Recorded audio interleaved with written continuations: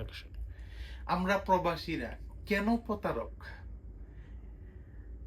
এই কথা যদি বিশ্লেষণ করতে যাই তাহলে অনেক আগে থেকে আসতে হবে।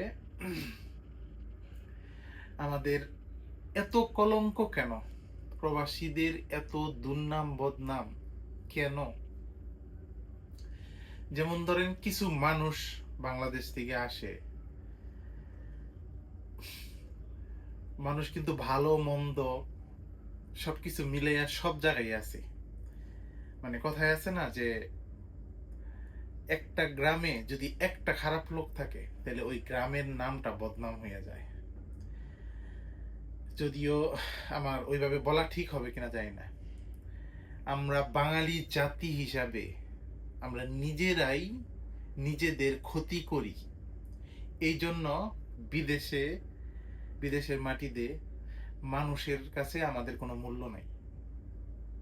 কারণ একজন আরেকজনের টাকা মাইরা খাইছে, একজন আরেকজনের দালালি করে, মানে টাকা পয়সা ইনকাম করে দেশে বাইরে গেছে টাকা চুরি করে নিয়ে। এগুলা না আমরা নিজেরাই করি। মানে আমরা বাঙালি হয়ে বাঙালির ক্ষতি করি, মানে বাস দেই। আর বিদেশের বাড়িতে বাংলাদেশের মানুষ যেটা না জানে, হয়তোবা দেখে চকচকা জকজকা আমরা থাকি, এইখানে যে কত হিংসা বিদ্বেষ, মানে একজন প্রবাসী আরেকজন প্রবাসীর যে কি পরিমাণ হিংসা বিদ্বেষ করে, বিশেষ করে প্রত্যেকটা কাজের জায়গায়। এটা আমার পূর্বের, মানে সিঙ্গাপুর লাইফের ঘটনা থেকে বলি। আপনি যদি একটা ভালো কাজ করেন, ধরেন যে ভালো একটা সাইট পাইছেন,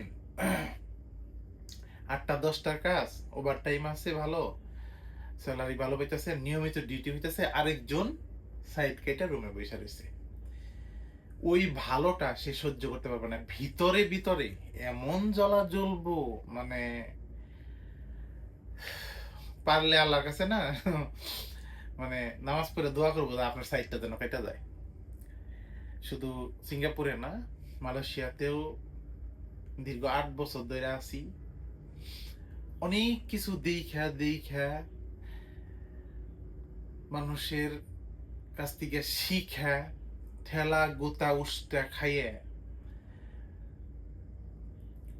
শিখা শিখা এই পর্যন্ত আসছি। তারপরে বলবেন যে শুধু কি খারাপ ঘটনা আপনার সাথেই ঘটে? না, আমার সাথে ঘটে না। এটা আমার নিজের অভিজ্ঞতা থেকে আমার বাস্তব কাহিনীটা আপনাদের সাথে শেয়ার করি। হয়তো বা কারো জীবনের সাথে মিলে যেতে পারে।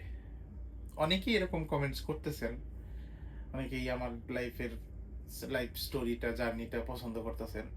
এই জন্য আপনাদের কাছে ভীষণভাবে কৃতজ্ঞ। তবে সবার কাছে একটাই অনুরোধ, আমরা বাঙালি জাতি হইয়া আরেকজন বাঙালির ক্ষতি না করি ভাই। প্রবাসের মাটিতে দেখেন আমরা ফ্যামিলি ছাড়া থাকি। আল্লাহ যেন সবাই সুস্থ রাখে, সবাই মিলামিশা থাকি, কারো টাকা পয়সা কেউ না মাইরা খাই, কারো রিজিকে যেন আঘাত না হানি। রিজিকের মালিক তো আল্লাহ। ভালো থাকবেন যে যেখানে আছেন। পৃথিবীর সকল প্রবাসী ভাই বোনদের আমার আন্তরিক ভালোবাসা মন থেকে। সবাই যেন সুস্থ থাকে, নিরাপদে থাকে। আসসালামু আলাইকুম।